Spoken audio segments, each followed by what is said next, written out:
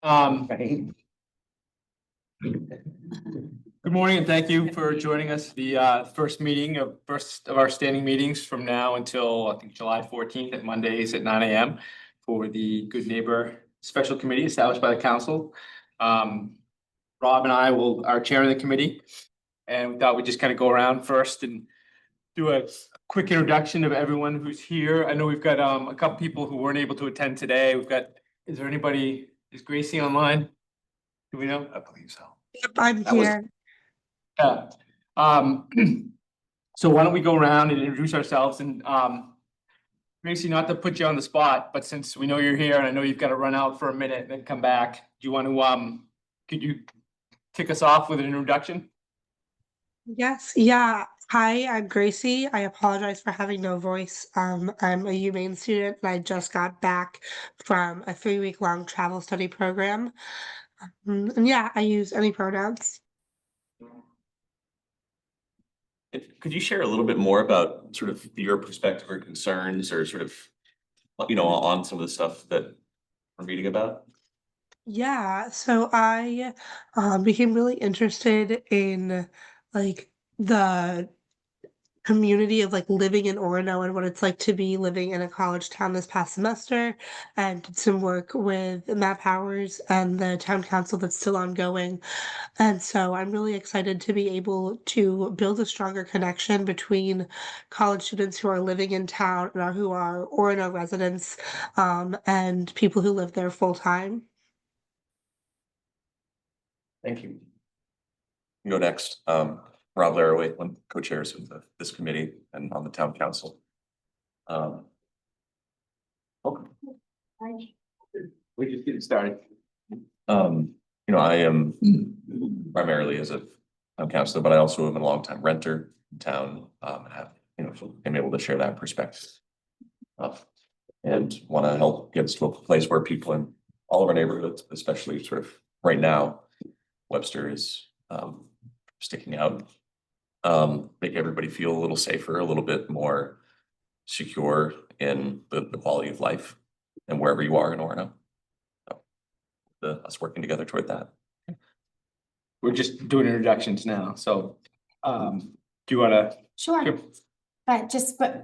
you are and kind of why you wanted to be a part of the committee? Okay. Yeah. I'm Cynthia Martinez Edgar. I've been an Orono resident for, 20 something years. All 3 of my kids have gone through the school system. Generally just the same thing. I just want it to continue to feel like a safe neighborhood. So that's why I was interested in joining the committee. Morning, Chad Eddy, lifelong resident, lived in the basin, Webster side, and now currently the tough end. I'm really interested in to see how we can collaborate to bring everyone together to make this a great place to live in. It is a great town. That's why I chose to raise my family here, and I think it's important that this is a critical time where the generation of kids that we have coming up with everything that they've gone through with social media and everything going on, it's our responsibility, I think, to take and help them build wealth into this town, and I think we can do a lot to do that. Leo Kenny, town councilor, born and raised here, left for a little while, came back for 22 years, raised my 3 kids here through the Orono school system as well. Current landlord, have been a landlord since being back here. And just want to be involved with this committee. I think good work can be done, and happy to be at the table. Matt, I run a small rental housing company in Orono. We've got about 15 buildings in Orono. So I'm happy to help any way I can. And apologies, I have to leave about 9:30. My little short staffed. I've opened my business today, but I've lived in Orono since 1986 when I came as a student. I've been a renter, I've been a business owner. Our kids have gone through the schools. We currently live in the Webster neighborhood, have done for 30 years. We have a rental, an apartment at the top of our house. And I am a landlord in Bangor where my business is. And again, I love Orono and I love our community. And I think we can do better. So I'm glad that we're all here with that aspiration. Hi there, I'm Lori Sedelko. I'm an associate dean over at the university in student life, and I'm our liaison to the town. And I raised my kids on Westwood, although I no longer live in Orono. So like Orono, I just live at the lake, so. Like the lake. Sorry. Yeah, and I'm interested in seeing what we can do to improve some of the language that we get out to the students and creating a better neighbor plan. I'm Dan Merrill. I'm the police chief. I'd say one of the staff representatives, and to see what feedback we get from this committee and anything that we can do in public safety to help out. Brian McGill, I've lived here for about 15 years in Webster Side. I just looking forward to a conversation about how we can make Orono a nicer place to live, but I also just want to be honest, Webster Side is pretty frustrated. We've been raising concern, and to be honest, I think it's probably more with the town, not the current town administration, but Webster Side's been trying to have this conversation for 15 years, and it seems like traction only happens when something really serious spills over, even though there's clearly problems at other times. I'm pretty clear that the focus is on behaviors, right? It's not a particular group of people or anything else. I actually love living in a diverse neighborhood, from retired people to college students to young kids running around the streets. That to me is a perfect neighborhood. So I'd like to keep it that way, but like to have people feeling safe. And yeah, that's it. Clint DeShan, I'm the town manager. I'm not just staff representative, though. I attended the University of Maine as an undergrad, lived here as a renter for 3 years after I graduated law school. And then I'm back here as a manager and can't wait to live in this community. I'm already a renter here, but looking forward to owning, I guess, as well. And I guess I would say as a resident as well, Orono has its own unique reasons for why it is the community that it is. Every community's got different issues, whether you're a mill town or on a harbor or happen to be at the intersection of major interstates. We just happen to be the home to a large university. And this is just part of what we have to work with and making sure we have good balance. So I'm looking forward to figuring that out. Mitch Stone, assistant town manager. I grew up in Orono, moved away and came back to work here about 10 years ago. Although I do not live here, Orono holds a special place for me because this is where I grew up and this is where I went to school. Want to continue to find ways to make this the special place it is. I'm Dan Demerit. I'm a chair of the town council and a relatively new resident to Orono. It's nice when we hired Clint. I'm not always the newest resident in every meeting I go to anymore. But I'm also soon to be a black bear dad. Our oldest will be a black bear on campus this fall, and we've got 3 more teenage boys coming through that we aspire to have be black bears as well. I'm all about like finding togetherness and belonging for everybody, and I think communication's a big part of it and relationship building. So for me, I also want to help people be successful when they come forward and ask the town to be involved in something that's important to them in their neighborhoods. So that's really the driving force for me, and I'm eager to work with everyone to see what we can identify for some potential improvements and come to some decisions one way or another on things we could do. So that's where I'm at. So I did have I don't know if everyone brought it with them or has it electronically, but this is what we emailed around. If people want a copy, I have a copy. But that's the committee goals and all of our names. So I did hear from Dennis Cross. I think he's traveling today, but he will be able to attend the rest of the sessions. So and Rob and I will do our best to keep people who aren't attending. I mean, the meetings will be published to the YouTube channel, and we'll do our best to keep people informed who have to miss a meeting from time to time. But I was really pleased with how everyone kind of found a time to work for them on these Mondays. So does it make sense, Rob, to start? The second item on the agenda is kind of review the charge and goals, initial items. You want to Yeah. walk us through that? So maybe I'll just read through these goals and we can talk a little bit more about maybe the context in which these arose. And then we can discuss some more particulars of what is striking you all as it's depending on how much you can look at some of the documents that were shared with you, sort of where your attention is being drawn. The committee goals that we set out from council for this committee have 5. 1 is to foster a sense of belonging, strengthening relationships and promoting a sense of community in Orono's residential neighborhoods, ensuring that all residents feel welcome and respected, ensuring that all residents feel welcome, respected, and safe. Number 2 is to define and promote good neighbor standards. Developing clear enforceable expectations for neighborhood behavior through local ordinances and or other means. So, we're certainly open and interested in exploring options around sort of how we might change ordinances to make life better, safer, but we have a lot of other options too. These standards should be easy to communicate, encourage, report, and enforce. Number 3 is to encourage collaborative solutions, engaging all stakeholders, including residents, landlords, and tenants. And we're already sort of doing a little bit of that here. In open dialogue to shape policies that reflect shared values and gain broad community support. Lasting solutions require buy-in from all parties. So again, I really appreciate the diverse set of voices that's able to join here today. Number 4 is supporting long-term planning, providing recommendations to the council and comprehensive planning committee regarding the role of rental properties in Orono's future development. And 5 is to bring suggestions to council for measurable metrics for these 4 previous goals. So I think first, I guess, are there any questions about these goals, what they mean, how they arose? Sorry, I was late. Yeah. Diane, you just want to introduce yourself? Oh, I'm Yeah. Diane. I'm a neighbor. I live in 93 North Main next to the Boy Scout house. And I did go across the street yesterday and ask the people at what used to be 100 North Main to please turn their music down. So I feel like I should be here. Welcome. 100 North Main, you said? No. It's 98, yeah. Yeah, now they renamed it, Yes. but they couldn't hear me banging on it. Quite up. What time of day was it?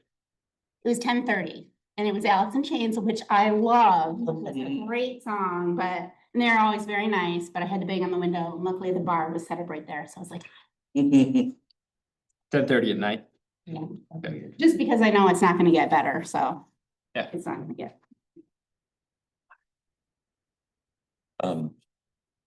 Well, thank you again for joining us. And I guess what are people's initial reactions to these goals that we've set out for the committee? I'll ask, how did you guys come up with the goals? Well, we had a pretty long discussion. It's a long Or a meeting. couple of meetings, yeah. Yeah. Also Dan came up very proactively, as many of you know. He reached out to many people who are on this committee about trying to address this issue after the assault happened in Webster. And Dan really proactively came up with a list of goals and outcomes and people to serve a committee, and even was able to coordinate a potential time for people to meet. So really appreciate Dan's sort of active effort. And yet council also wanted to make sure that we were doing this as thoughtfully as possible. With all respect to Dan, and again, appreciation for his work. I think you all have seen sort of what he initially drafted. And we workshopped these a little bit more. I think Dan's sort of foundations for this were pretty strong.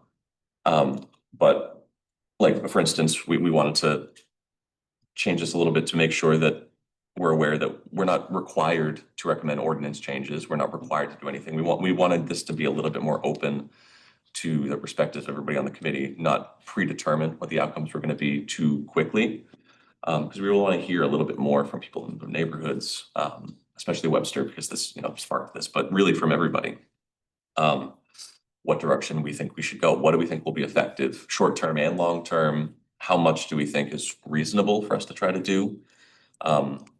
And also, I know perspectives from some, like Councilor Kenny, well, I don't want to speak for you. Well, You can probably speak to your concerns. Yeah. You can speak to your concerns maybe a little bit more, but you also had concerns about sort of the scope of what this was going to be. Yeah. So I think there's a lot of collaboration that went into this to try to make sure that this committee felt like and had the room to breathe, to do the work in whatever direction felt most appropriate. I don't know if that answers your question.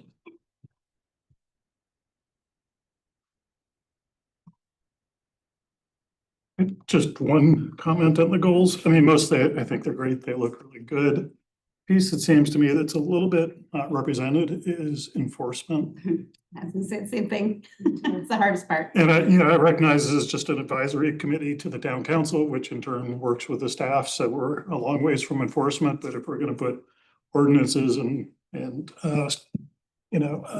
the long-term plan and all these other kinds of things, I think enforcement should be part of the conversation too. I do agree. I will say that in number 2, we do list the standards should be easy to communicate, encourage, report, and enforce. But, I hear your point about maybe that's not emphasized enough. I think that that we love it to not to get to the point of enforcement. I mean, that's really the goal, right? It's really difficult for me to call you when there's just, music playing across the street that's keeping me up, maybe keeping my daughter up. But I mean, like yesterday, it was probably 20 people. It wasn't a big party. It wasn't the hockey house. It wasn't 100 people. It wasn't cars everywhere. It wasn't people screaming and drunk and getting into cars. That's an issue where I'd feel more comfortable. Even there, though, I'm kind of uncomfortable when it's every single weekend. But something like this, what my thought was, my goal would be that there is such effective communication that the property owners and the renters know that this is a residential neighborhood. And I read that wonderful email you sent out yesterday. And in these zones, you just you can't have that music that loud. You can't have parties outside at 11, 12 o'clock at night. And those ideas I think would be great to come up with here, whether it's at the Orono days or in many different places, probably when they sign the rental agreement, that type of thing. Clear. Yeah, that email must have been something, so I didn't touch a keyboard yesterday, so that would have Oh, been was something it? I sent I think earlier. it was Brian. Yeah, Oh, really? oh, Brian's, yeah. Look, you both. I'm happy to be associated with Brian's wisdom. Yeah, so. Thank you. Oh, and I sent you a thank you. Yeah. Brent, thank you. I have a quick question. So I live on 16 Harrison Ave and we don't have too many college issues, or I haven't, the only issue I would have would be Orono Brewing Company occasionally has concerts, but that's totally fine. It's it's temporarily, and occasionally maybe the library has some sort of concert or something. I can hear it down where I live. But so how many rentals are there in Webster area? Like, it seems like most of the students are congregated in that part of Orono, because I haven't heard of like complaints sort of. Grandfathered in, and I think that's the problem. I mean, and I was looking at what you were sending, like 2018 was a year and 2007 was a year. And like I was thinking about the hockey house, for instance, that was a single family home and one woman who eventually died, kids all over, just want to sell it. And it went, it became this, a hockey house. And it's, I guess, a student house, which I guess is a different, there's, student house is a different classification somehow in terms of multifamily houses. And that you'd have to clarify with me. I don't understand all of those linguistics, but, I wonder how many kids are there. And does any of that, I don't know when that house was sold. I know that like a single family wanted to buy it after it was sold. And that wasn't long ago. And that property owner was like, no way, we're looking to buy more because we rake in the dough there.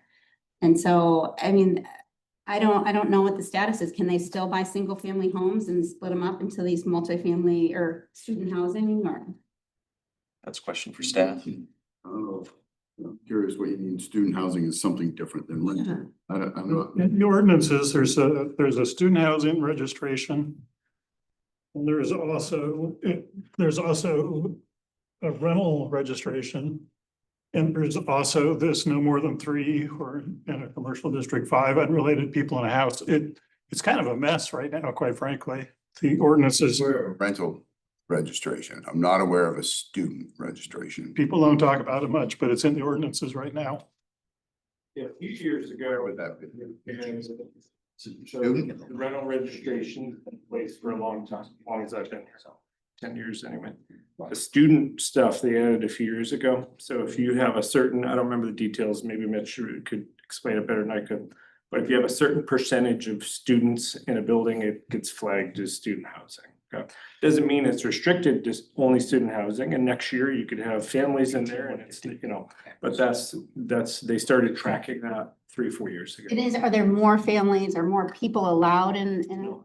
So the way it works in MDR, and again, listen, I'm just landlord, I don't represent. Yeah. staff. Don't listen to me, but in typical MDR, it's 3 unrelated people. Okay, so that the town did that, I think, to prevent student. 3 from stacking unrelated up in 3 separate unit. dwellings in a In a unit, unit. in a One unit. Yeah. one big building. No. No, in one little unit. Unit. One Okay. dwelling unit, so let's say a single family home got bought 10 years ago. And it got chopped up into a triplex, 3 unit.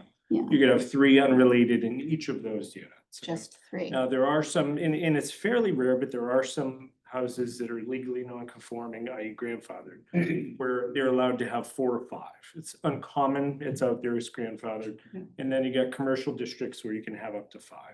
Now, I'll say as landlords, we're not super huge fans of having more than 3, you know, I have some that are grandfathered. They're harder to rent and those are properties that maybe have a little bit more behavior problems. And those are the ones, Kids in a unit, the more chance you have. in a unit, you have to have like certain like square footage and a bedroom and a bathroom. Bedrooms and a are shower. regulated for certain minimum square footage. Mhm. Yeah. Now, I will say, and you know, I'll leave it to Mitch and smarter people than me to explain. It's not trivial to chop up a single family into a multifamily. It's very regulated. Typically, there's at least half an acre of property per unit requirement. So there's not a lot of that going on today. And is that enforced? Did the Yeah. coding goes out and? I can't chop stuff up. You know. But Diane, I think your question is spot on, especially given it was the source of why we're all meeting here. But that house was sold in 2022, something like that. And why that house? We all think more than 3 people are living there on a regular basis, and they're having keggers with hundreds of people and cars parked for a mile. How did they even get to that place? I mean, there's an issue of, okay, there's a party happening here and people are out of control, but how did it ever even get to the place where it was rented like that? So I can tell you, just to clear up that specific one, it is grandfathered. Okay, that property is grandfathered for 5 unrelated in the house, and there's the 2 unit, 5 unrelated in the house, and then there's a second unit in the back with 1. So there's a total of 6 people allowed in that house. 6 units, No, 18 people. no, there are 2 units. There's only 2 units. There's 2 units, the front house, which is allowed, No, we're talking about the hockey house. yes, talking about the hockey Yeah, house. not 100 North Main. No, I'm not talking about 100 North Main. I'm talking about the hockey house. Yeah, so the hockey house, the house Uh-huh. is allowed 5 unrelated.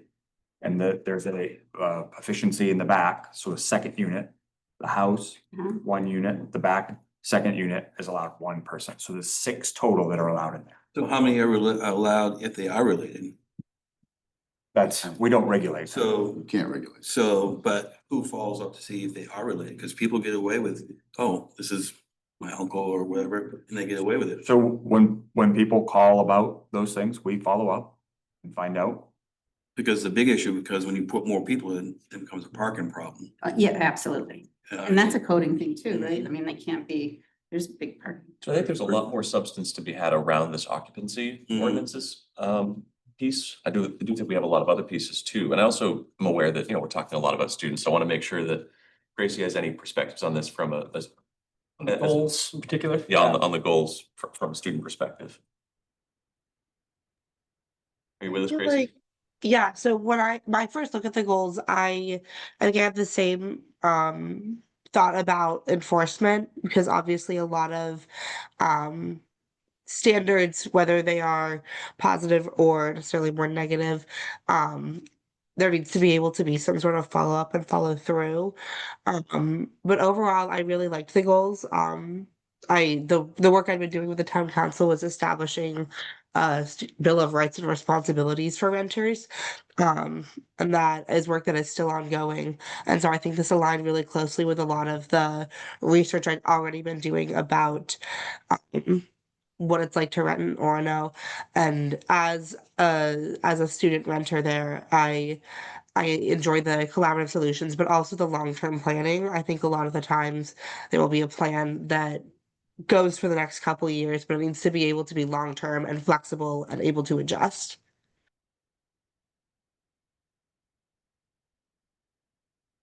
Hate that. So Just to circle back to this list of 5, I think another piece that I would like to see, and this might become evident as we discuss everything, is there isn't a place in here to evaluate our process as we go forward. And I think it'd be important to me that we can evaluate and assess as we go over the years what we've come up with so that we know if we've made any progress. Because I don't think this is a one and done situation. I mean, we're here for so many weeks meeting, but I can tell you as a resident of the Orono of the Webster neighborhood, you know, this is the second person on Crosby Street to get punched in my time living there. And so this is, and the first time was 20 years ago that my friend Mike. So that's the thing.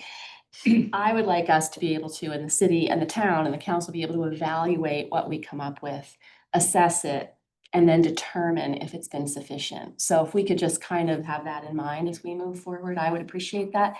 Secondly, and this is connected to the housing, I want to understand why it is okay to overfill a house with students and cars and turn lawns into parking lots by dumping gravel on them. I know that that's not quite the same thing, but it is related to this capacity piece. And there are multiple previously single-family households in Webster Park neighborhood that I can name where that has happened. Did they dump it on the front? Yeah, or Property side, side. students just start parking and then it's mud and it's crappy. And then they're like, oh, it's a parking lot because they come and they Yeah. dump a bunch of gravel on. And I think that's sketchy and it just looks terrible. And so I know that that's different, but it is kind of tangential to how many people are in the house really all the time. Well, I believe we do have a town ordinance for parking because maybe 6 years ago, my daughter parked her car on her lawn and the former code enforcement officer stopped and told us we'd get a ticket if we didn't move our car because that was not a Yeah. official parking spot. Official, And two, official. So how, what's an happened too official in our parking own spot? driveway Yes.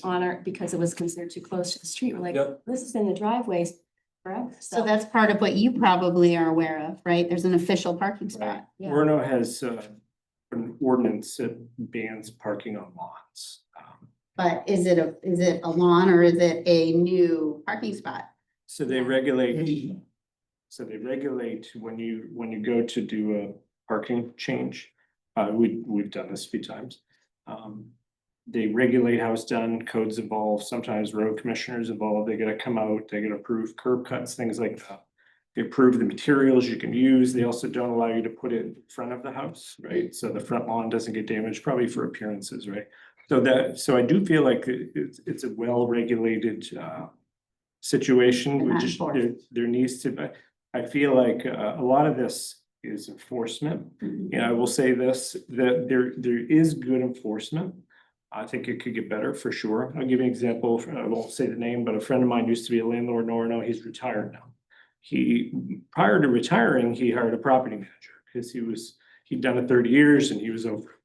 And his property manager was in Bangor and they put more than 3 people in one of his units and they're not supposed to. And he didn't know that. And that property manager got caught by code enforcement and charged $2,500. So that's good. The That's property good. manager, and nothing happened to Casey Um, Management or whoever it was. No, it wasn't Casey. Okay. It wasn't Casey. That's me. Oh.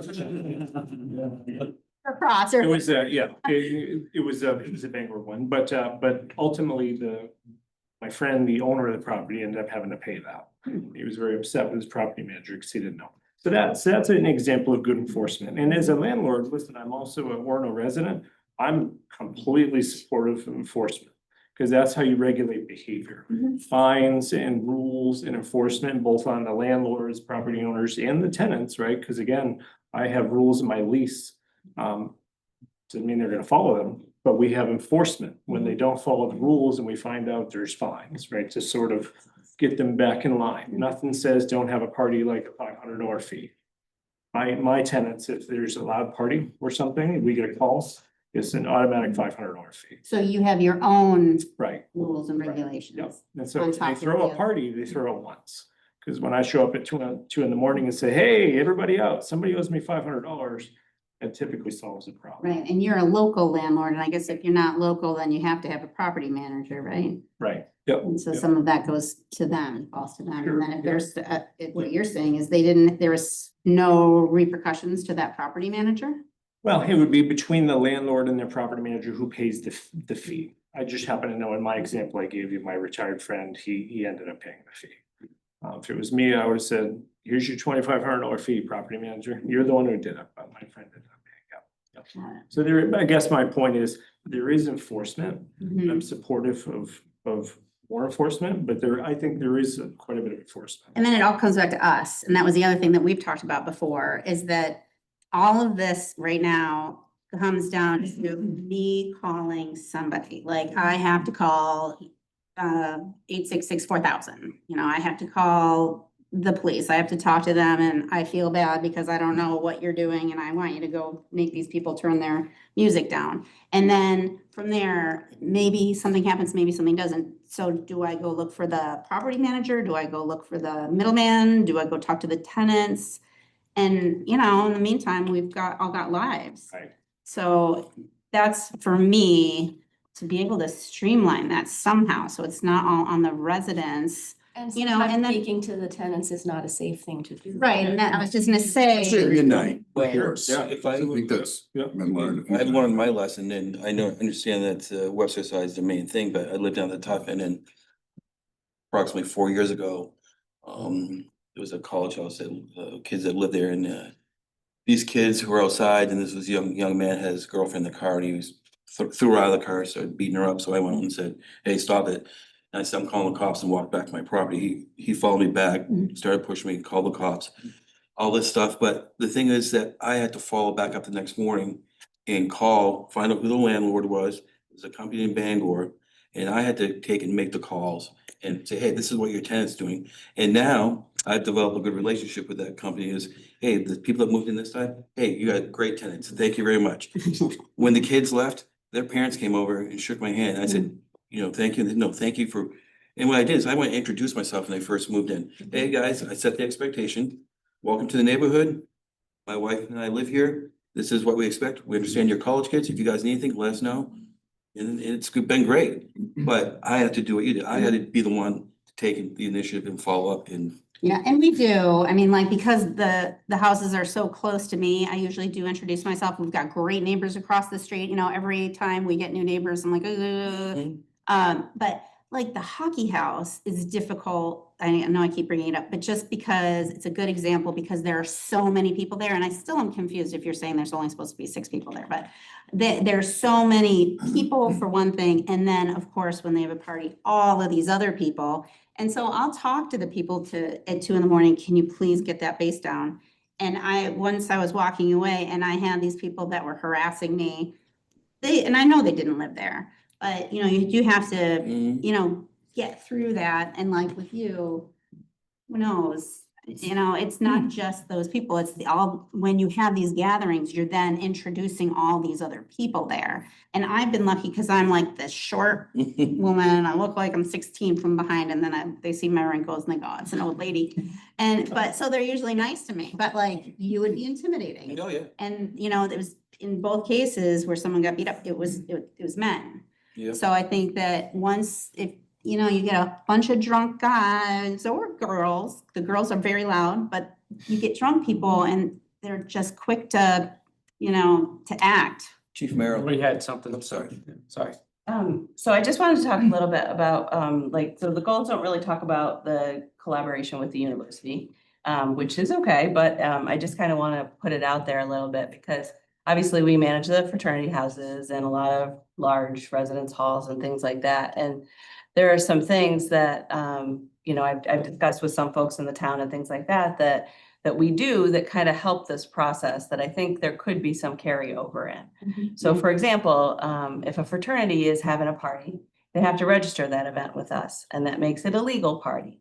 And when they register that event with us, then if I get a call from the police that says, hey, looks like there's about 100 people over at Delta Tau Delta, I say, well, I had a meeting with them, they registered the party, we did a risk management plan, and unless there's a problem, then we're good. I know about it. Then I call the president and say, hey, I just got a call from the police that said that they're concerned about how many people and the noise alert of that. So can you keep it down? So like, that's just kind of a way, and it's a system that we've established because there's people who live in the house who we know that we can kind of do that. I now have gotten to the place where if the president isn't there, then they give me somebody else to call who is gonna be there. Which, you know, again, like there's not great crossover with that, with the neighborhoods, because it's not as large, it's not 26 people living in a house. But if you have a person who's kind of the established contact living there in a known party house, maybe that's a way to kind of do a chain of the calls. Like you call the police call the landlord calls that, or you just call the landlord directly, I don't know. But, you know, and then we have, you know, that way we kind of always have like a manager of the house who is the person who's in charge of like, hey, you've gotten out of control.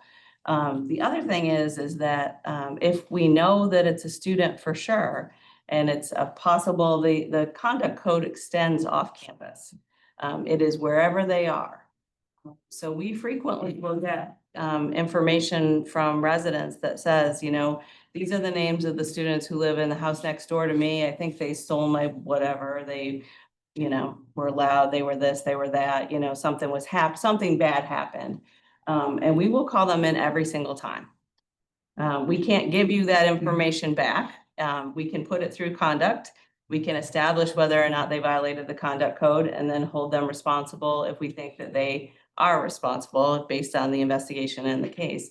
But every single time we receive a report or a name, it's followed up on. How well known is that for town people? I didn't know. I mean, I have gotten in touch with the university a few times with the hockey house. I know that my neighbor, Gary, he was a big proponent of getting in touch with the dean and getting in touch with the university. He'd always say, oh, that's where you got to get to, because exactly what you're saying. And I forgot, I should have put that on the list. But again, it's like one more person that like I'm calling of all of these people, the property manager and all these other, the police and all this stuff.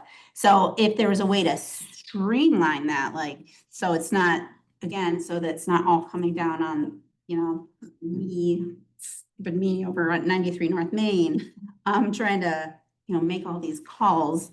I don't know how exactly that would work, but maybe if we all knew that these were certain student houses, maybe, I mean, not to put more work on you guys, but maybe if you get a call, maybe then there's some way that then would go to the university so they're aware of that. I don't know. So There's also online forms and things like that can just be filled out and sent.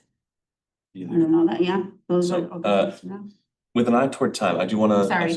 No, you're so good. I mean, I think it's really helpful that we're getting a sort of free-flowing conversation about what people's perspectives are. I think we're already seeing sort of a keen interest in occupancy ordinances and communication in general. As well as examining how we're enforcing what we're enforcing. I do wanna help us figure out how to focus the work going forward, but I did see your hand, so Cynthia, if you want to say something. Yeah, I was just going back to what she was saying about the streamlining process. I was thinking, like, would there be, as part of the ordinances, the ability to put like a sign where the properties are that are rentals with contact information, like in front of the home, saying like, if there's an issue with this property, please contact this number, whatever it is, like just to make it easier to streamline the process of trying to figure out who's, you know, like, is this a rental? Is this a home? But just specifically for rental properties is what I'm thinking, is all that I was thinking about. Just kind of building on that, I was going to suggest maybe to add to the goals is transparency. right? Like, I think the rental registrations currently exist and they have to say how many people a property's registered for. But I don't think that's public information at the moment. So just in general, and the contacts, everything you're talking about is they're required to register it, but I don't believe it's public information at this point. Easily online, something like that. Yeah. That's And just- yeah. I have a house next to me where the landlord lives in Boston and he changed his number to an unlisted number, right? People figured out the number and started calling. He's got a property manager guy in Hampton who takes 3 hours to get here.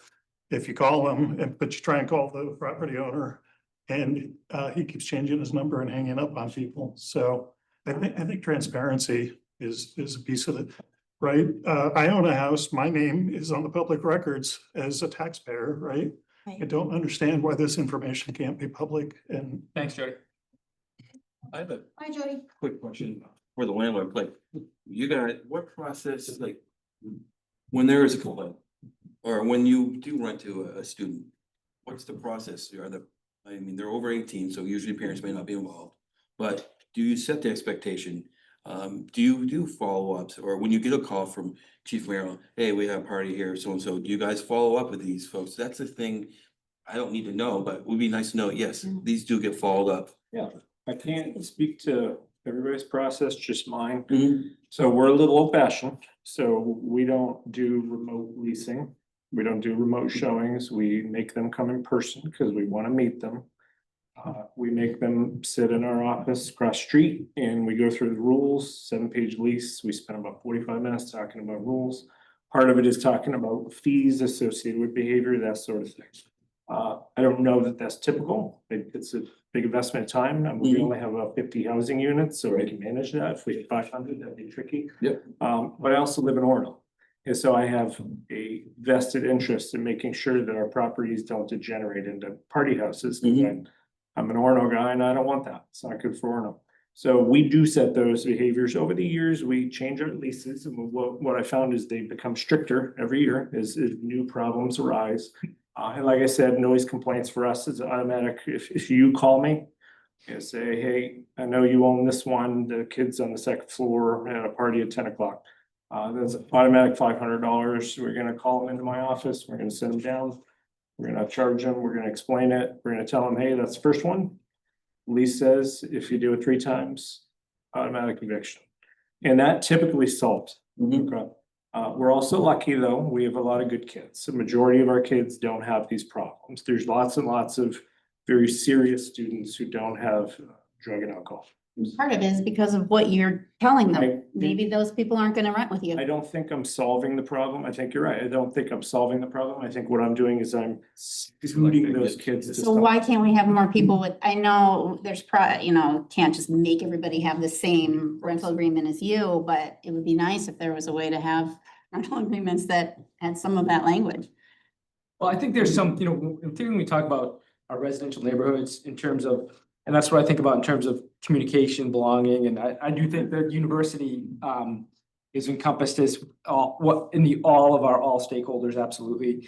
I think there's an opportunity to communicate, look, we're gonna be adulting here in Orono. And if you're gonna live in a neighborhood of predominantly families, these are the kinds of expectations we're gonna have. But the key is we're gonna make it clear and work together. Our ordinances are very hard to understand. You need a decibel meter to know what a noise complaint is. And I think that, I hate that you're knocking on someone's window at 10:30 at night. Because, and that you question, like, who do I talk to? Where do I go? It needs to be really clear. It's this time of day. There's something going on. There's after 10 o'clock at night. There's a party that's disrupting my family, perhaps potentially unsafe. What are the steps that I need? It needs to be really clear. I call not 8664, whatever it is, but I call 911 and I expect a response. And then the police department has, and the code enforcement are working together to track those things. If necessary, the university gets involved. You shouldn't have to be a deputy to live in a neighborhood. I mean, Like, I wish that we had a bunch of you here. Like, I wish that the property owners were all here and then you guys, like, once we figure out what we're doing, you guys could all sit down with all the property owners, even yours, if you can track them down. And if you can't, then there should be a way to get rid of them. Then explain, if you don't put language like that, that's fine, but we're actually gonna follow up on these things and here's what you're gonna need to pay. Yeah. Instead of the $500, you know, that you're gonna say you're gonna get a $2,500 hit, or and it's gonna happen now, like. Yeah, it shouldn't be, yeah. So just, I've got three properties, 7 units or something, but, and keep in mind that we do invite 11,000 young individuals into this town every year. And I know for a lot of these are first time renters. So my process, you know, everyone tries to get a reference, but if you're coming out of a dorm or you lived at home, so I usually say, you know, give me your parents' name. Just so you know, I'm calling your parents, talking to them, making sure, they know you're coming out on your own. And, you know, I had a parent in Orono who was a sublet. It was my worst summer ever. And these kids that I kind of knew from the Orono High School, and I should have known when I talked to the dad, I'm like, you know, I'm just calling, letting you know they're planning to sublet. He goes, well, good luck. But And it was my worst summer. It'll take- That's the twice police have been called on And my property. it'll take years, I think, but if eventually these kids start to understand, like, this is just how it's gonna be in the residential neighborhoods, you know? Right, oh, for sure, communication. it's gonna and- take and kind of time. my golden rule, I'm fairly relaxed on most things. I said, rule number 1 is be a good neighbor. I've got 4 units in this building. Every one of these people that live next door, they're my neighbor. They know me. I'm in town. Problem is, it's not you. You guys aren't the problem. Well, I think too, we're in a unique situation where the kids come up this generation of, this is all they look like. Yeah. They don't know how to socialize. They don't know how to talk to you or I. So when they get out on their own, this is all new experience. They're experiencing Testing. alcohol, they're experiencing large groups, and they don't understand how the ripple effect happens. So I think we need to take, maybe at the university it somehow is, I don't know, collaborate and talk with them like, hey, this is what it means when you go on your own. I mean, kids don't know how to change their oil. They don't know how to do things because their faces are stuck in a computer and they don't know how to talk to adults. So that's the problem. They don't know how to socialize. We're in the education and enrichment business in Orono. A few weeks ago at our budget meeting, one of our budget meetings, our town clerk, who's phenomenal, Shelley Crosby, was talking to us about all the steps they take to help young people adult, you know, registering their car for the first time, registering to vote, and all these different things. And we're part of that too. You know, we are an education and enrichment community, and helping young people take their first steps into adulthood, from adolescence into adulthood, is a big deal. And I think that's part of the opportunity and obligation we have for being the host of the University of Maine. It costs more, it takes more work, but we can figure it out together, and keeping the students safe is, you know, keeping people safe is first and foremost, and then. May I ask you, why'd you come back to Orono? Was it your experience when you're? That's one of the greatest towns in the state. I mean, I love it And here. that's what we want. We want people. But again, I wouldn't come, if you weren't going to the University of Maine, I probably wouldn't have come back. We want. This kids is a coming back. community that is a draw to. So- It is. So you can't, you know, We're all and that's here not like. probably yeah. for that. And I don't think the responsibility only falls onto the landlords. I think it falls on all of us, the town, the neighbors, the students, the university. And I think we can do more when we have our neighbors moving in is, hey, welcome to the neighborhood. You want pizza? Pat's Pizza been around for 100 years. Or, hey, I know when the kids moved in, great fishing spot, 50 yards from your house. You know, we need to be more positive because the experience we have is, it's all negative. We don't protrude the positive things that kids do. We're out there doing the stream cleanup. We're out there, you know, maybe picking up trash. You don't have to ask them. It's all the negative stuff that come to light. It's unfortunate that, Just have a high bar. I mean, I love Orono, and I tell people that, and the reason that we have the university is the reason we're here, because we love the diversity. We like we like having young people, and all of those things, and we knew when we came here, this is what we're buying into. We're gonna have parties around our house. Although I will say that the hockey house comes back after July 4th, which is a bummer, and I do not like when they are partying during the summer, because I didn't sign up for that, but I think it could be better.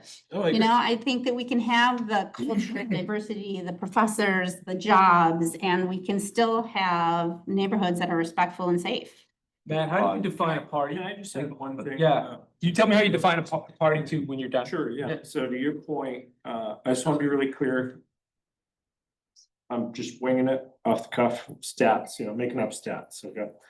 Probably 95% of our kids that we rent to over 10 years, that probably 100 kids a year, 1,000 kids, whatever, great kids, behave really well, good neighbors. So for us, at least, we're talking about a very small minority of kids that whose behavior is so bad that it really makes the rest of them sort of look bad too. So I do think this is an important issue, and I'm so glad that you two are here in particular, because you live in areas where this is really affecting you. And I can hear it in your voice, and it's frustrating. And I'm really glad we have your perspective, but by and large, these kids do a good job. It's the small numbers that are causing big problems. It's drug and alcohol related. And I'm a landlord. I'm all for enforcement. That stuff's gotta stop. But you shouldn't have to live like that.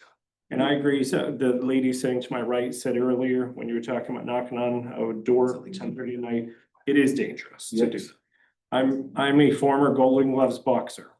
When I go break up a party at 2 a.m. with 20 young drunk guys, it's dangerous for me. It's definitely dangerous for you, and you shouldn't have to do that. You shouldn't have to do It'd be it. great to develop relationships with the landlord too.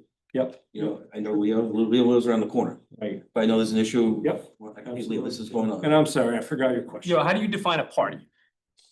Anything that causes a neighbor to get grumpy. Yeah. That's my definition of a party. Write it up. If I get a phone call from a neighbor describing behavior that I don't like, that's a party. Yeah. Well, that's the problem though, is that if you don't define the party, then you can't tell them what your expectations are. Right. Like Because- things like sober monitors and somebody that's in charge and who's paying attention to the doors and are you only letting in people that you know Yeah. and all of those kinds of things. Like Yeah. you don't have a definition for a party, then you can't tell them what your expectations are. It depends on the person too. You might have an older gentleman who's a Right. little bit more grumpy. Yeah. Or we know, we were college students once Yep. before. We know how, and it comes down to that person, what they perceive. So I think that there's the party. I mean, like the big party where we're really concerned about the safety. There are drunk people who are getting in cars. I mean, we know that. Driving home. Right. Right. And there are people that are fighting downstairs under my window. There are people who have come into my house. There are people who've Mhm. knocked on my windows. They think that they're trying to get into their house. It's my house. Okay, so that's one issue. And then there's just, 20 people across the street. It really is not a big deal. Even if, let's say it was just 5 people, let's just say it was the people who were there, but they could still be really loud. And sometimes drugs and alcohol are involved and sometimes it's not, but like that kind of stuff too, we'd like to, for them to know to keep it down and, not have cars all over or garbage all over and things too. But I think I don't know if that's something to separate. So we have discussed the goals a fair amount, and we've dug into a lot of specifics, which I think are really helping us get a sense for where the energy is in this. As well as an informed perspective on what the issues are that are facing people directly in the neighborhood like you, Diane. But I also want to point out the more specific elements underneath the goals in the committee charge. So working toward the 5 goals set. So the charge of the committee is actually the work we're expected to do in line with those goals. But number 2 is to examine existing noise, public nuisance, and occupancy ordinances and bring any recommendations for changes to those ordinances. So one of the things we should think about in subsequent meetings from this is how to structure our discussion of each of those pieces of the ordinance to make sure that we're addressing issues, seeing where maybe things feel inadequate, or we can get a more perspective from Chief Merrill about how these things are being enforced, what that's looking like. So I think we should figure out those specifics, and maybe that's for next meeting, and then number 3 is considering all the potential levers provided by our town manager and the levers for neighborhoods document that I think you all have access to, which include not just new ordinance changes, but also short-term to long-term, issues surrounding land use, all the way down to just, our efforts to communicate effectively with folks. Is that what you're asking? Yeah, these are the levers that. Awesome. So I wonder maybe because we've got 4 minutes left here. We have actually scheduled till 10:30. Or it's- People oh, have to go. right. Yeah. Well, I'll still be here then. So, I think if people haven't had a chance to read these yet, I think it's worth looking over. But for us to be thinking about, what strikes us as plausible amidst these levers. I mean, Clint was pretty thorough and putting forward a lot of different potential options, just saying that here's everything we could do. Some of them are probably financially prohibitive, but still. Does it make sense for Dan and Clint to kind of update us on Yeah, please. These levers in action or anything or thoughts you have coming into this first meeting for us? Can I just, two points just to hit back on that I think are, maybe it feels to me like they could be sort of simply done, maybe not, and that's probably not how we're looking to operate, but the idea of publishing owners, I mean, we do have a rental thing and that's all up online. You can look at the house on the GIS map and all that. I don't know if that links to the owner, but there's nothing prohibiting us from putting out who owns a property or if it's a rental, who's the rental? Is there? I don't think so. I don't think you have an issue. We gotta do some checking on it a little That seems like an bit. easy one. And then the other one, to Diane's point about, yeah, a homeowner shouldn't be having to call the university, having to, even having to look up the property owner and do all this stuff. It really kind of in a once Orono stops vein, Dan, I'm gonna throw you the bone. Love it, thank you. Like Yeah. the one call thing where if you've got an issue, you call the police. I think you don't chase down the university and then there's the connection there. I mean, we have those connections. Maybe they need to be, enhanced or whatever, but that to me is a pretty, as far as enforcement goes, that theme of one call, whether it's 911 or 866, whatever. I mean, emergency is 911. The other one is, it's the other number, 4040.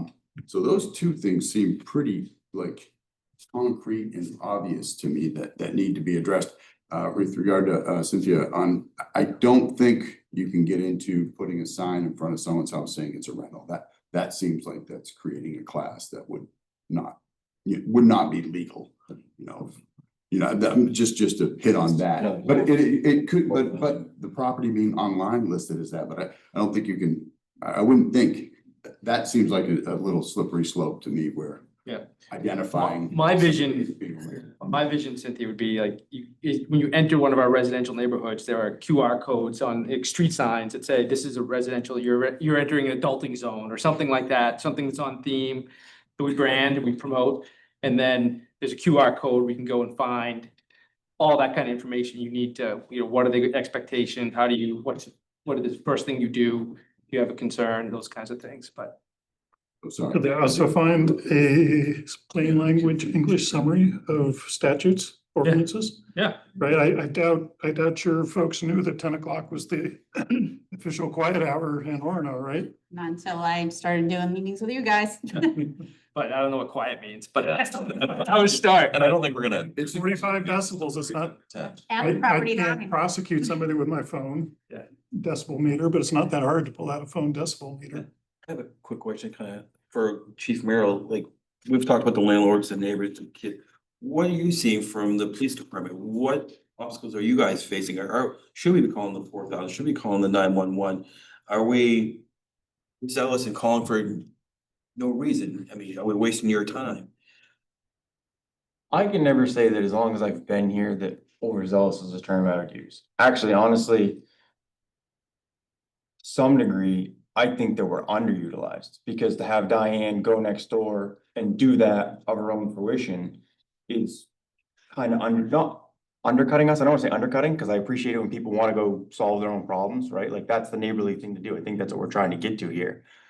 But one thing that I really try and harp on with people is I can't solve a problem I don't know exists.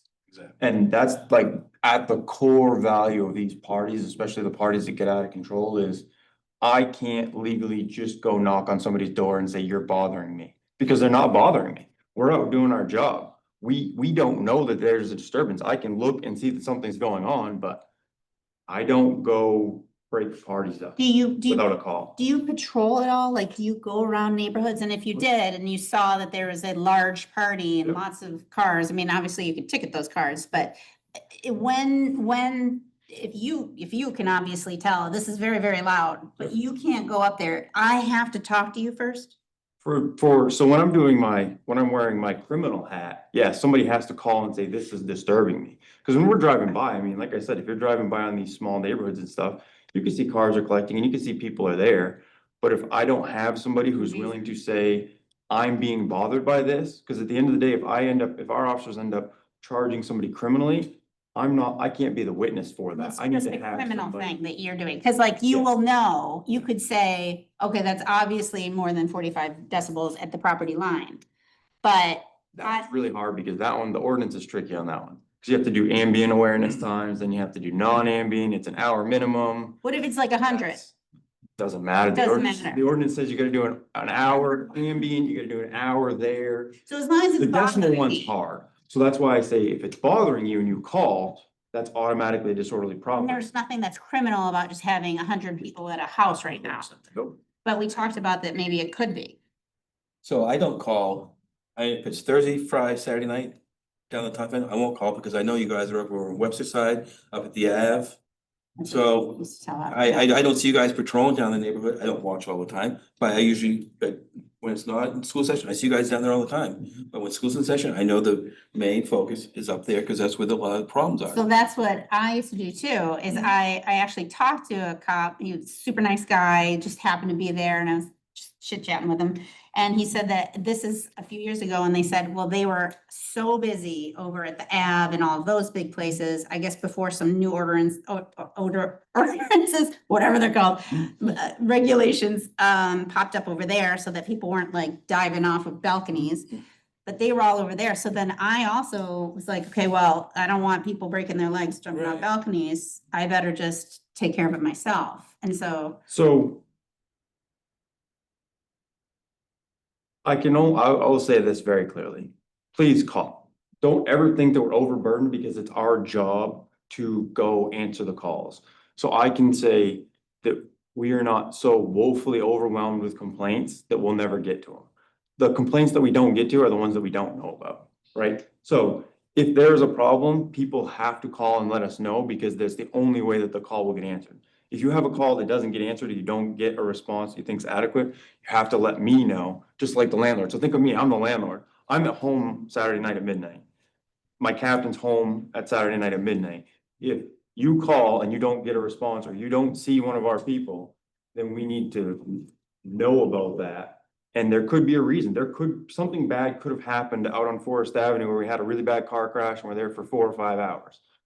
But if our supervisors are thinking on their feet, we can still augment resources, or maybe we have somebody from the University of Maine go handle that call for us, or maybe somebody from Old Town or VZ can go handle that call for us. So, we're very fortunate here in Orono that we don't have significant calls for service that tie up all of our resources for 3, 4, 5 hours at a time. So handling these type of neighborhood complaints it's fundamentally part of what our job is. no, does anybody remember Court News that used to come out on Thursdays? I used to look at those. I'm a doctor. I'd look at those and see like, oh, that's my patient. and That's my patient. Back when everybody was like, drugs were huge or, Percocet and Vicodin and everything.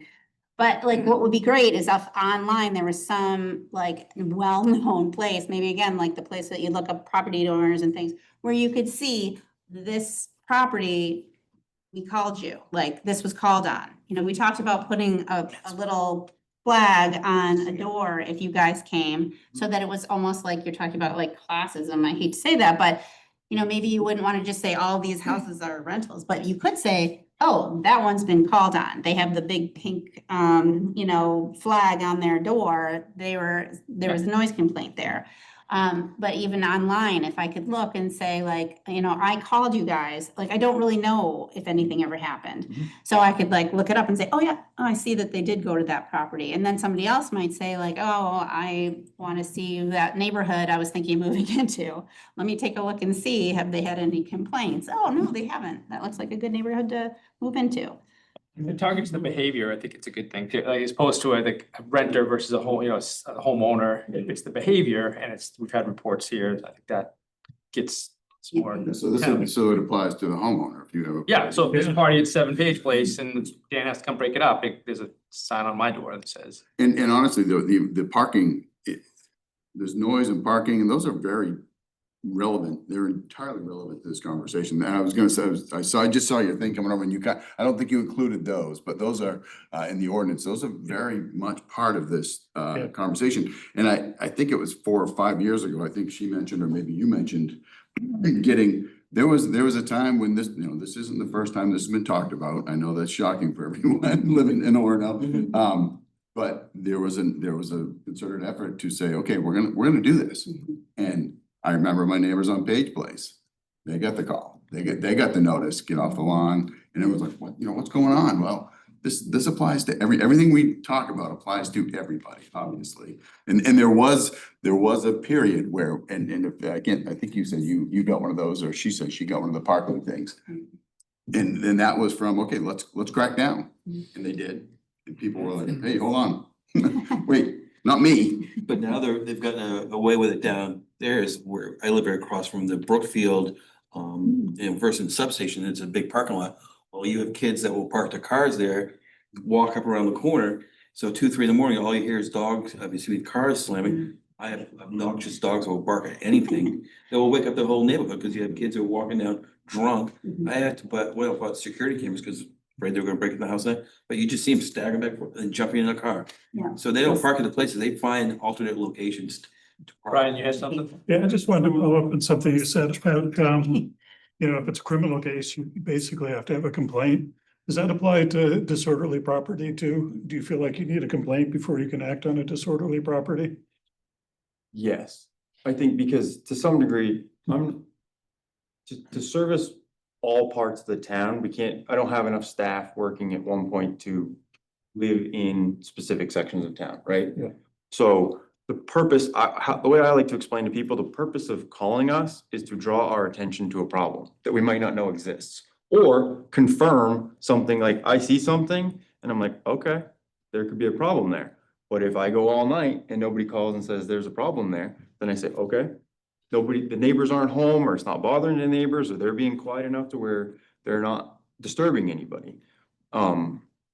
So yes, to answer your question, the purpose of calling 911 or notifying us is so that we can go. And then the other thing is I think that we've had great success. Actually, I'm pretty confident in saying that we've had great success that 100%, not 100, I shouldn't say 100%, nothing's absolute, but with a very high degree, when we go knocking on somebody's door and tell them that they're being loud and disorderly, the parties typically end. The problem typically ends. That problem ends. I'm not saying that there's not a potential for a backside problem. But that's something that we're working on. That's something that we're working on as far as making sure that once we break up these big parties, we stay more in that area until people get home safely, right? And not just go dump out the party and then go to the next complaint. Actually spend some time where the problem was. And something I just wanted to touch on real quick too, just so we can close the loop, because Clinton and I've talked about it with North Main Ave. So people know. They're under new property management there. The hockey house, I'll use air quotes, the people hockey house. Not my word, the word's here. 80 North Main Ave has new property management, and they've been fantastic to deal with. They've had these 2 major events. I've met with them within the last month. We put them, they're in the disorderly property ordinance right now, to the point where we find them. I fined them $400 a week or so ago. They're paying it. They've met with all their tenants. They've had a Zoom call. Like you said, they did re-up their lease. So the people that are in there are in their lease until May of 26. But even still, I would say the ordinance says, and we made this very clear to that owner, you have 360 days. The tenants there have 360 days from the last time we spoke to them, so in May, to not get another complaint for a disorderly event. If they do, they're going back into the disorderly property ordinance, and the fine just continues to double. So they had a fine in October, it was $200, or they had a violation in October, which would have been $200 per the ordinance, right? They had a fine, or they had an event in May. April, end of April, yeah, sorry, I was right on graduation. That was another event, so we doubled the fine, so that's why they got a $400 fine. And entered into this remediation process, which is they have to do a memo to us about everything that they've done, and they're doing all that. This property management company's been extremely proactive, extremely receptive to working with us.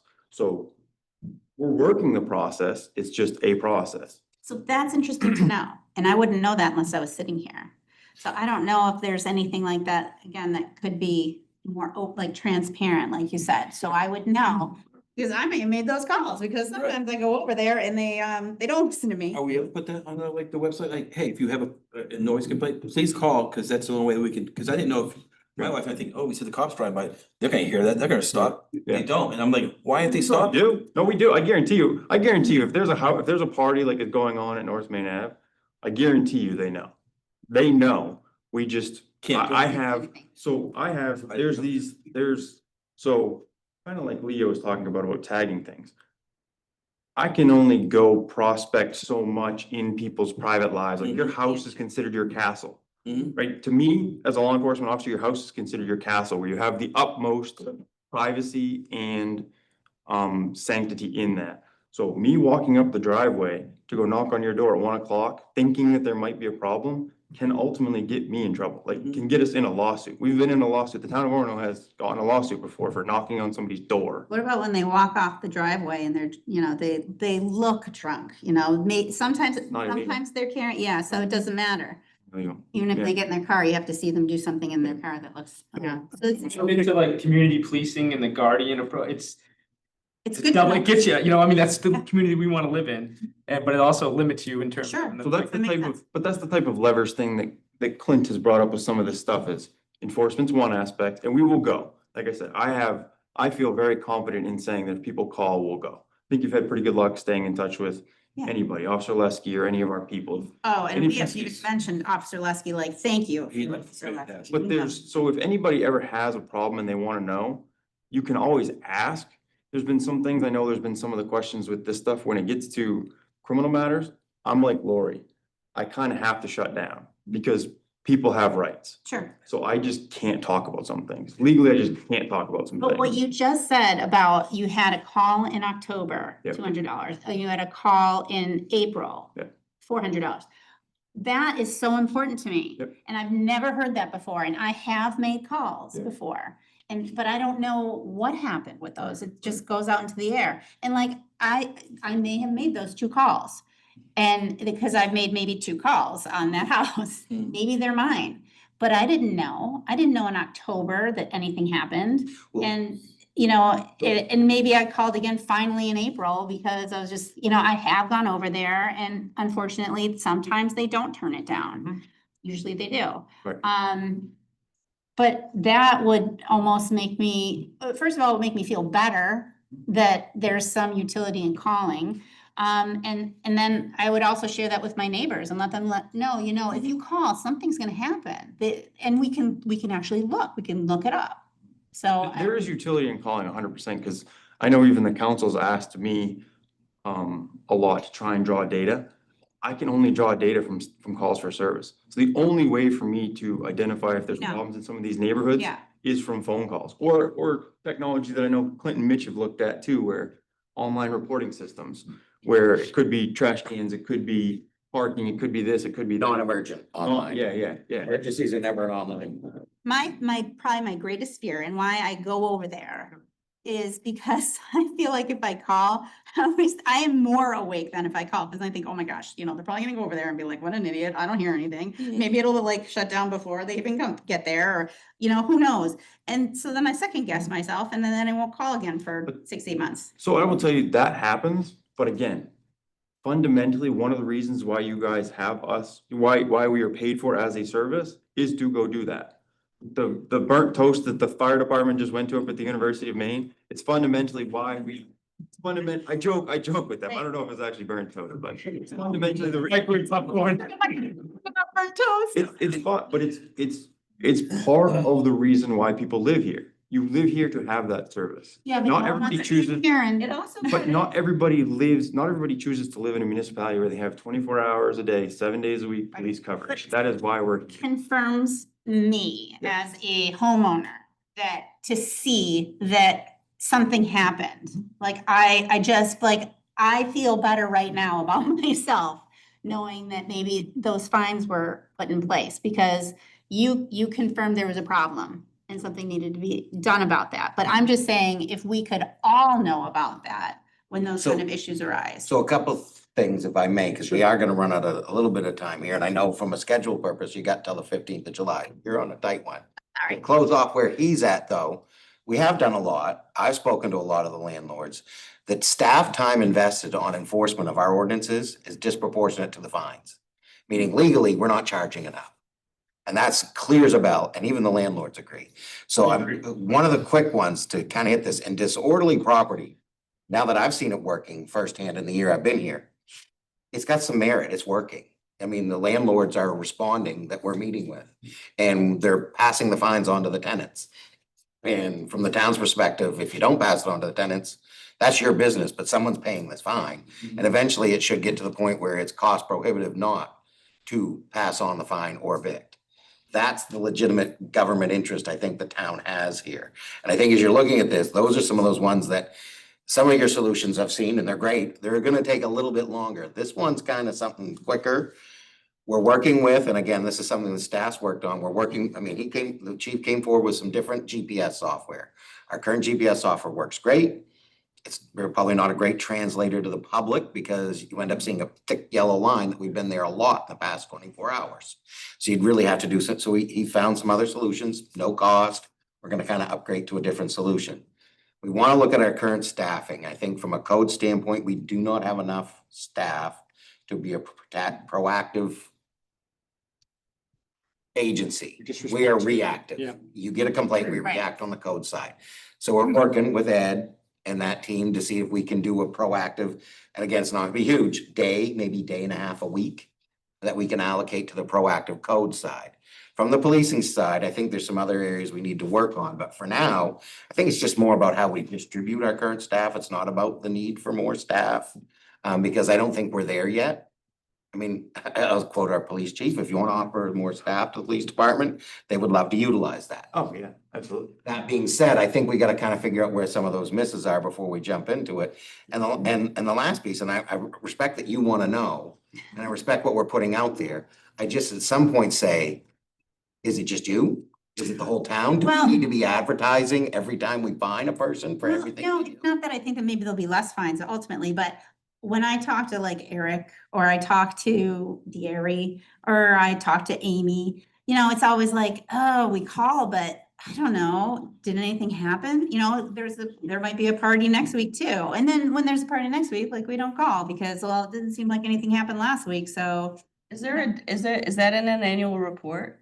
Or is there a dashboard of any But again, kind an annual for that? report's gonna be raw data. We had this many complaints, this many responses. You're not gonna know which one it was. I mean. No, but it could address like, here was the problem, here was the solution, here was the outcome. I think that's more the one-to-one follow-up that we're talking about with Ed, that when we have this could be something where he's visiting some of the people in the neighborhood and sharing I that. always feel, and that's Because I great that think he some does people- that. But like, I'm planning on sharing what you said with my neighbors, because I think that's an important piece that I believe that the people I've talked to didn't know about. I also think what Chad said is really important, that the infamous hockey house party.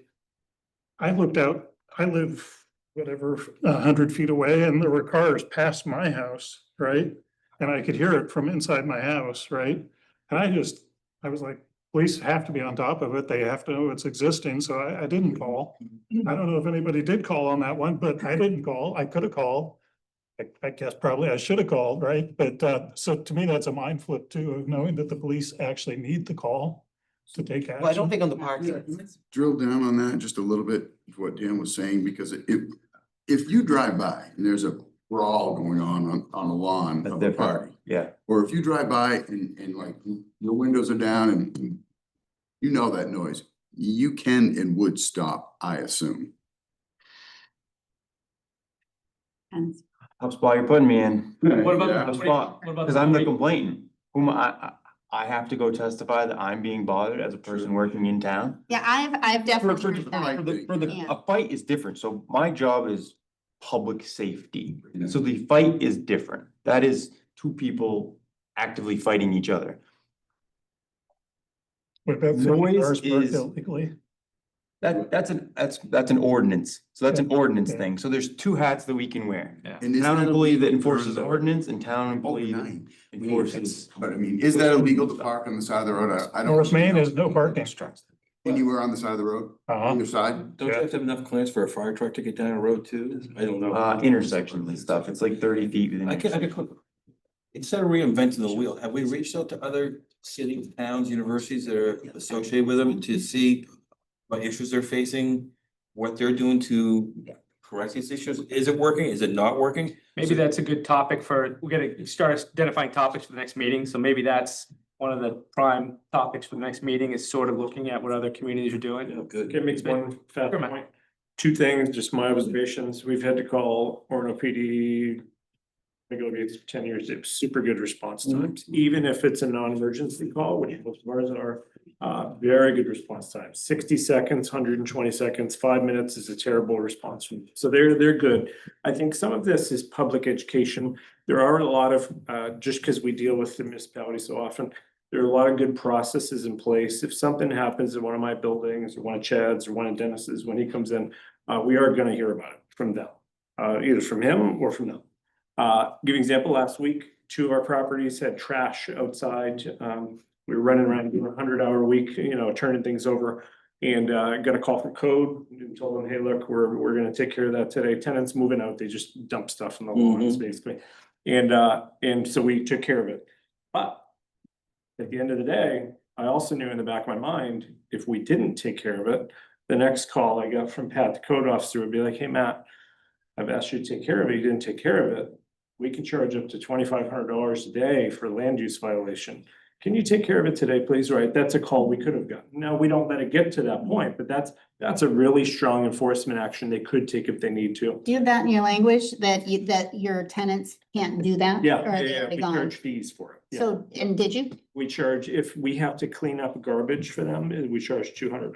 Yeah, because it happens all the time, all the time. Yeah. I just saw. And again, it's something we had to learn over time, right? We keep adding language to at least every year Right. to deal with stuff that comes up. Someone like you needs to teach the others. But I guess my point is, I know you have a time crunch. Maybe at the end of this, one possible concept could be a page on the municipal site that educates public to say, if you have this type of issue, contact Orono PD. Here are the fines that could happen. If you have this type of issue, contact code enforcement. This is just to let people know, like, there are teeth here. These are fines that can be levied to tenants. These are fines that can be levied to landlords, okay? I'm actually supportive of what he said, probably Chad will kill me. I do think $200 is low. Yeah. For a municipality charge for a fine for a big party. I think 500 sounds nice, 1,000 sounds maybe nice. They can make a lot of money at those Okay, parties. I think 200 doesn't give enough of a, hey, don't do that again. 500 starts to say, hey, listen, this is expensive. 1,000 says, don't you do it again, right? I am a supportive of landlords paying half, tenants paying half, because again, it's not my fault that an adult living in my property did something they shouldn't have done. But it is my fault if they continue to do it and I don't try to stop them. But everyone also needs to understand, if I'm gonna get rid of someone who's naughty, it's gonna take me 2 months to get rid of them through the court process. We've had to do that. So, there needs to be, I like shared equity in that. Yeah. Landlord pays half, tenant pays half. Now, my language will say, if I have to pay anything, I'm charging you for that, right? But at the end of the day, not all landlords live in Orono. Some of them live very far away and they have property managers that maybe care or don't care. Some of them do, some of them don't. And so finding the landlord partially, I think is good, because for those people who maybe are a little bit more hands-off, it forces them to put their hands on the wheel and say, hey, listen, this tenant isn't just destroying your property with these parties, they're costing you a lot of money. Yeah, I was just gonna ask the question to the officer. So back a few years ago, my daughter and her friends, is there a community officer? Like, cause there is like, yeah, Officer 'cause, Lusky is one. just a few years ago, in front of my house, my daughter and her friends, they were writing like positive Pride Month messages. And there was a group of adults. It wasn't college students. It was just regular people like ourselves walking by, and they took the chalk from my daughter's that was left there, and they put like they said fags, and then with a big circle around it, and then a cross over it with their near my daughter's, like positive, like be who you are, love everyone.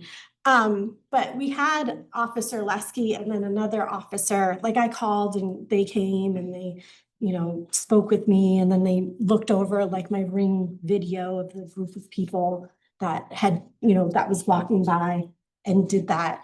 And And then they patrolled the area a little bit more frequently, like I would see the police car go down Harrison Ave more frequently. But is that still available, like for like a community? Because he said, because Officer Lesky was like, there isn't really anything we can do for this, other than just like identifying the person and saying, hey, that was wrong, like you shouldn't do that. Yeah. And then move on, but just make them aware that they were aware of that. Yeah. But yeah, so I didn't know, like, Yes. But, yes.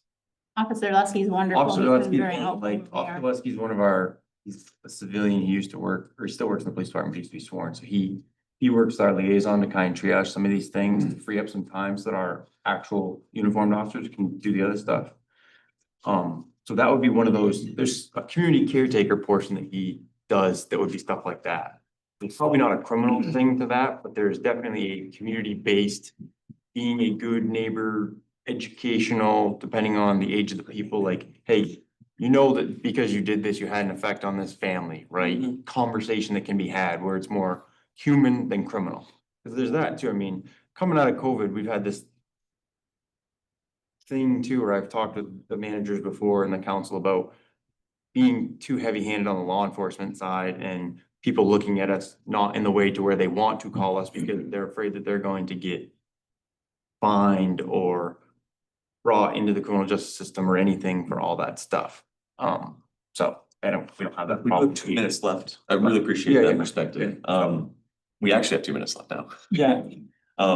So some of the things that I'm seeing as essential discussion points for next meeting, and I think we should discuss a little bit more. Sure. Together at some point about how to think through our remaining meetings to use our time best and to get to some outcomes, but occupancy ordinance has got a good amount of time today that we want to explore. I think, seeing, what other communities have done, if we can get some more information about that, that's gonna be really helpful. I know Brian has, compiled a lot of good information that I don't know if that's been shared with others yet, but perhaps that's worthy of some discussion too, to see what, has been done, what's been effective, what hasn't been.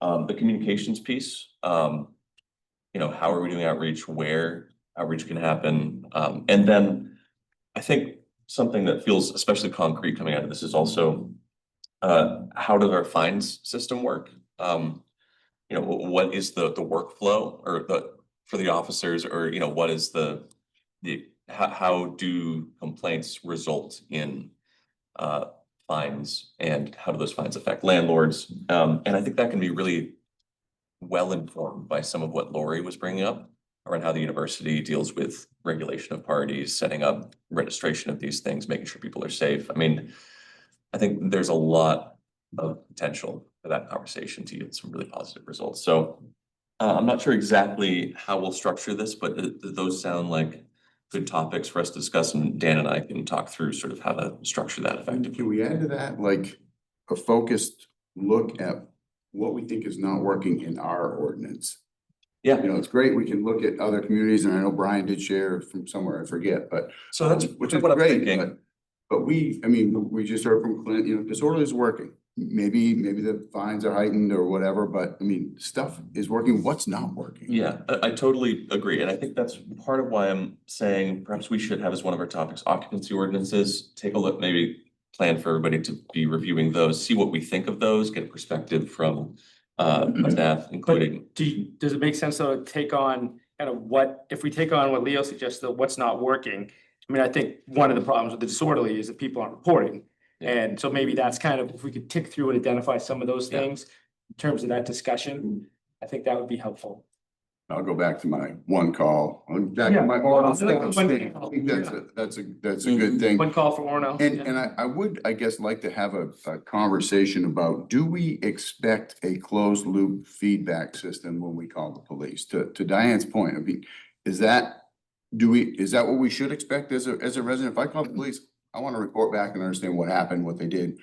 I don't know if that's realistic or reasonable or not, but I think it's worth a conversation. Yeah. I'm with you. Yeah, that's great to know. It's like, okay, well, yeah, If we didn't even know those fines happened. That's If we good to identify the right event, if we narrow it, I mean, it can't be on everything, right? Yeah. But if we identify, if it's these large events in our neighborhoods that are drawing 100 people into a residential neighborhood, and that's kind of the thing we focus on, that could be the type of thing where we kind of create we ask and then create some expectations around what that feedback loop's gonna be. It's something that impacts like the 100-person party from October and April that both resulted in results. Those are the types of things I think that people they're gonna wind up on the Webster listserv no matter what. So we gotta get out ahead of the freaking thing. You might be able to do a disaggregated report though, too, that just says, here's the calls received, here's the responses given, and not give, because there's sometimes you're not gonna get a feedback, because if there was a ticket or a fine, or, I mean, like from the university perspective, there's a lot of things I can't tell you. You can tell me it was a student and I can promise you that I'll follow up on it, but you're not gonna find anything else out. But we have a dashboard for our Greeks and their behavior and their grades and their service and all that kind of stuff. And you can see each, you can go look at it right now and see who's in what kind of shape, and if they're, on probation, or if they've been fined, or, all that kind of stuff. That's So, exactly what I'm The thinking. general public, again. yeah. That's what I'm thinking. But I can't tell you specifics, but I can disaggregate the information so that you can. Wait, is there, General but you have a fraternity, I can look at a fraternity and I can see. if Yeah, they've because that's had- not FERPA protected. The individuals are, but the actual chapter is Right, so not. why can't you just, wouldn't it be the same? It would just say 88 North Main? or I don't know what those rules are. Webster side, if you can't say. something? Webster side, because we'll all know. I don't know what the rules are for. For your reporting it. list, I mean, you said the residence ordinances, but can we put noise and party ordinances too? But we definitely have those. I'm thinking about just what, given the hour and a half we'll have Yeah. for next week. It seems like there was some energy around, I mean, definitely, I know that there are noise ordinances as well. But thinking about the occupancy stuff, but we definitely are gonna wanna touch on noise ordinances and public nuisance ordinances. And if people feel like those are, maybe we can see how much time we have to wrap those in, or I don't know, if people have thoughts about how to structure Get this. minutes that we can review or anything for next week, just that, You so grab that, it. I mean, If you grab a transcript off this, I don't know if people will, I just didn't know if Yeah. we were gonna. But let's also, for homework for you and me, why don't we map out a schedule Yeah. between now and July 13th that we think, and we'll share it with staff, and we'll And we can bring that to bring everybody it to else. everybody to talk about how we think the work could be just sequenced out, so we have some things to, so we get to the end of this 6 weeks, whatever it is, and have something show for our work. And definitely make sure you feel, and everybody feels like we've touched those things at appropriate depth. Final thought, be a little cautious about your reporting stuff because it may actually be a lot more work than you think it is. I only own 1% of housing in Orono, just 1%. And there's not a week that goes by that I'm not in contact with someone in the government about something. And that's 1% of housing in Orono. So you could be creating like a full-time position here. Yeah. And as a taxpayer, Yeah. I'd like to not see that happen. We do have that sort of thing. Do we know all the what rental properties are? Yeah, We have a report from. They register. Why not develop some kind of door knocker you can hang up for the kids move in, good neighbor ordinance policies, something reminder that we go around and put on the door saying, hey, welcome to Warren, but these are just reinforce it, just reminder, just an idea. I like that. Just pass it out to everybody. Yeah. Well, when we get to the education and, marketing and things like that, there's a group working student wellness on campus that has putting together a campaign, a good neighbor campaign Oh, that fantastic. they've started. So maybe we'll have one or two of them come by and see put their ideas out there. I mean, Fantastic. they're gonna do it with the commuter students no matter what, but it would be great to actually collaborate. Definitely. Good start. Thanks for putting this together. Sorry, I'm so, Well, coming. See you next See you next week. Or this afternoon. Thank you so much. This was yours. Yeah, pretty funny.